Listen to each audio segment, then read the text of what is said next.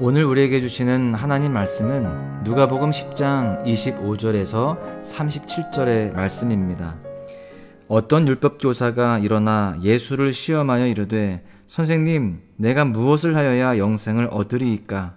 예수께서 이르시되 율법에 무엇이라 기록되었으며 내가 어떻게 읽느냐?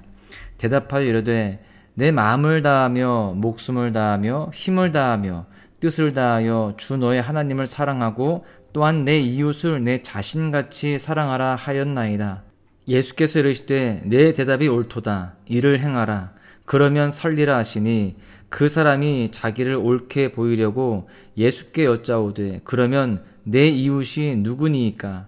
예수께서 대답하여 이르시되 어떤 사람이 예루살렘에서 여리고로 내려가다가 강도를 만나매 강도들이 그 옷을 벗기고 때려 거의 죽은 것을 버리고 갔더라. 마침 한 제사장이 그 길로 내려가다가 그를 보고 피하여 지나가고 또 이와 같이 한 레위인도 그곳에 이르러 그를 보고 피하여 지나가되 어떤 사마리아 사람은 여행하는 중 거기 이르러 그를 보고 불쌍히 여겨 가까이 가서 기름과 포도주를 그 상처에 붓고 싸매고 자기 짐승에 태워 주막으로 데리고 가서 돌보아 주니라. 그 이튿날 그가 주막 주인에게 데나리온 2를 내어주며 이르되 이 사람을 돌보아 주라. 비용이 더 들면 내가 돌아올 때에 갚으리라 하였으니 내 생각에는 이 세 사람 중에 누가 강도 만난 자의 이웃이 되겠느냐? 이르되 자비를 베푼 자니이다.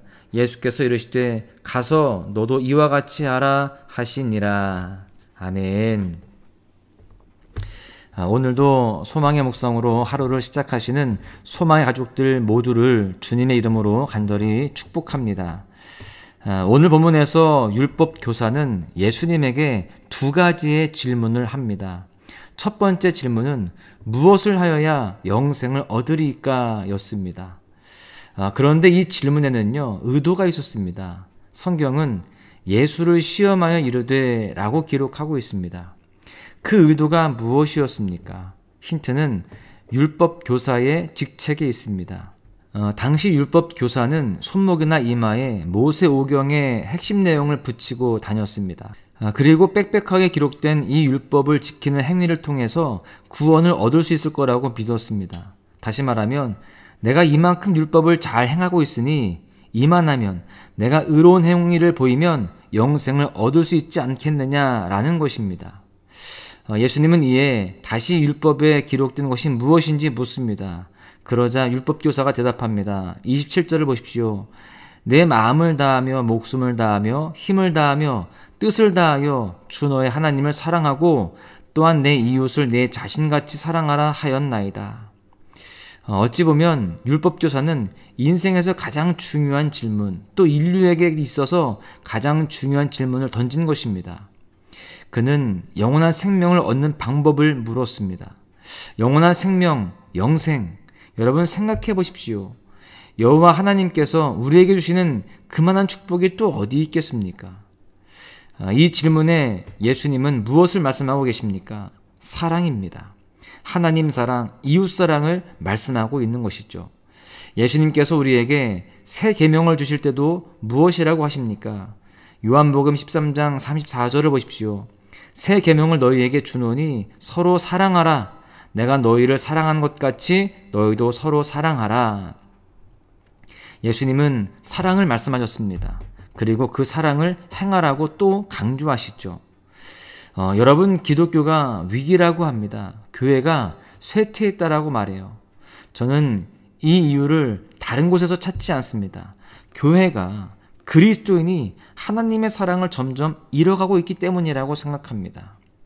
인류는 시대를 막론하고 항상 사랑을 주고받으면서 행복하기를 원했고 앞으로도 그럴 것입니다. 아무리 경제가 어려워도 아무리 안보가 위험해도 내 삶이 수렁에 빠진 것 같거나 반대로 거칠 것 없이 잘 나가는 순간에도 결국 모든 영혼은 사랑받고 싶어 한다는 것입니다. 그 관계에서 안정과 평안을 찾고 싶어 하는 것이죠.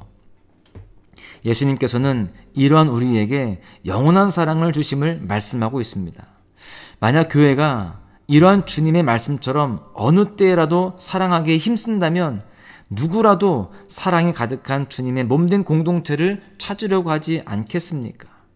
그러다 보면 교회가 위기가 아니고요. 교회가 쇠퇴가 아니고요. 교회는 끊임없이 부흥하고 또 성장하며 확장되게 되는 것입니다. 복음의 비밀이 다른 것이 아닙니다. 천국의 비밀이 다른 것이 아니에요. 그 비밀을 여는 열쇠는 바로 사랑입니다.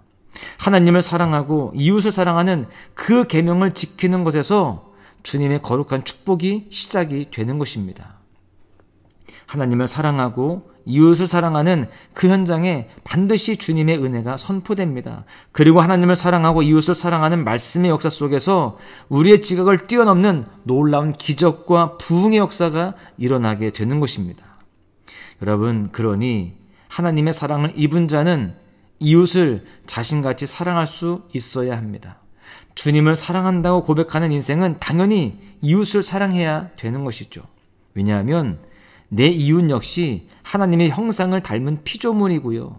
주님을 영접함으로 그리스도의 구원의 은혜를 받기에 마땅한 주님의 자녀이기 때문입니다.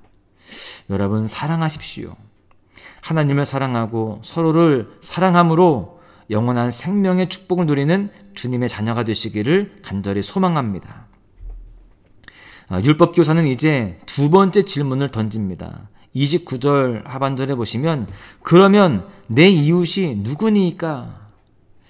우리는 이 질문에 대한 대답으로 예수님께서 말씀하신 선한 사마리아 사람의 이야기를 너무나 잘 알고 있습니다. 이 이야기에서 우리가 눈여겨봐야 할 개념이 하나 있죠. 우리의 이웃이 누구까지냐라고 하는 것입니다. 당시 유대인들이 인식하는 이웃의 개념에서 이방인은 제외가 되어 있었습니다. 그뿐만이 아니라 부정하다고 여겨지는 창녀와 세리도 제외가 되었었죠.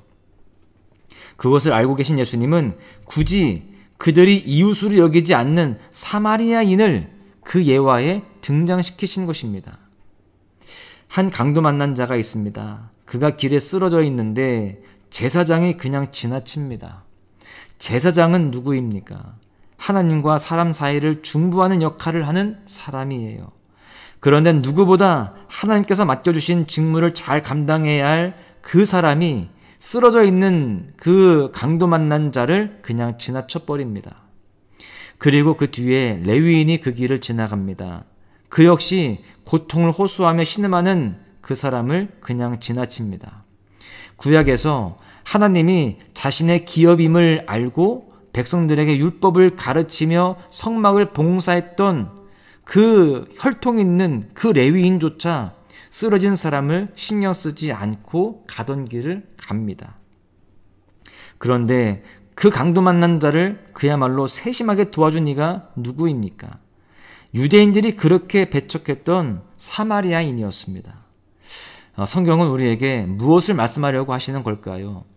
내 이웃의 경계에 대해서 이야기하고 있는 겁니다. 여러분, 나의 이웃의 기준이 무엇입니까? 어디에서부터가 나의 이웃이 되는 걸까요? 나랑 친하고 나랑 관계를 오래 맺으며 만나면 마음이 편하고 고민과 비전을 나누는 그런 사이가 이웃일까요? 물론 그 사람들도 이웃이지만 그 사람들만 이웃으로 생각하면 안 되는 것입니다. 예수님께서 말씀하십니다. 마태복음 5장 46절에서 47절에 보시면 너희가 너희를 사랑하는 자를 사랑하면 무슨 상이 있으리요? 세리도 이같이 아니하느냐? 또 너희가 너희 형제에게만 무난하면 남보다 더하는 것이 무엇이냐? 이방인들도 이같이 아니하느냐?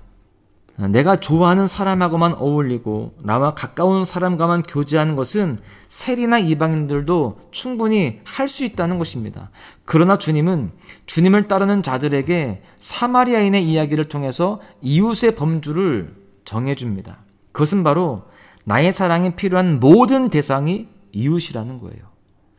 내 안에 있는 주님의 자비와 긍휼로서 예수님의 사랑을 드러내는 대상이 바로 이웃인 것입니다. 노숙자가 여러분의 자비를 필요로 합니까? 그렇다면 그는 당신의 이웃이 되는 겁니다. 공동체 안에 소외되고 외로워하는 이가 누군가의 관심을 필요로 하고 있습니까? 그러면 그가 바로 나의 이웃입니다. 겸손한 척 자신이나 자신의 남편 혹은 자녀의 성공적인 그런 무용담을 늘어놓는 사람이 있습니까?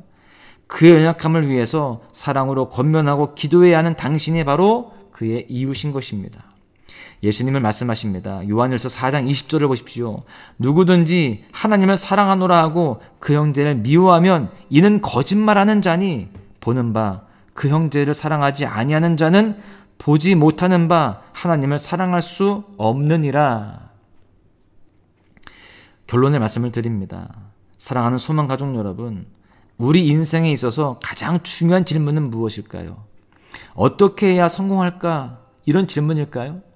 그렇지 않습니다. 이것은 조금만 시간이 지나도 그야말로 허무해지고 마는 질문입니다. 몸에 병이 들기만 해도요, 무가치한 질문이 되어버립니다. 우리가 깊이 생각해 보아야 할 질문은 이것입니다. 무엇을 하여야 영생을 얻으리이까?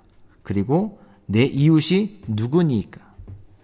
그리고 이 질문에 대한 예수님의 말씀대로 살아가야 합니다.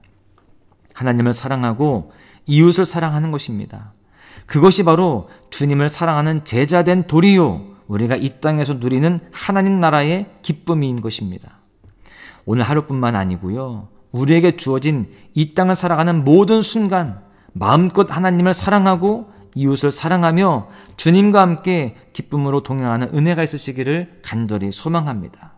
특별히 오늘 하루 그 어느 때보다 주님을 더욱 가까이 하며 주님을 더욱더 사랑하시기를 바랍니다. 더불어서 우리의 가족과 더불어서 모든 우리의 이웃들, 나의 손길을 필요로 하는 모든 사람들에게 주님의 사랑으로 다가가고 그들을 섬기면서 살아가십시오. 그 가운데에 우리가 영생을 얻은 자로서 모든 사람들의 이웃으로서 주님의 제자로서의 삶으로 승리하시기를 주님의 이름으로 간절히 축원합니다. 주의 보좌로 나아갑니다. 주의 얼굴을 바라봅니다. 두 손을 들고 겸비함으로 하나 되어 주께 나아갑니다. 주의 은혜에 목마릅니다. 주의 음성을 사모합니다. 두려워 말라 평안하라 강건하라 강건하라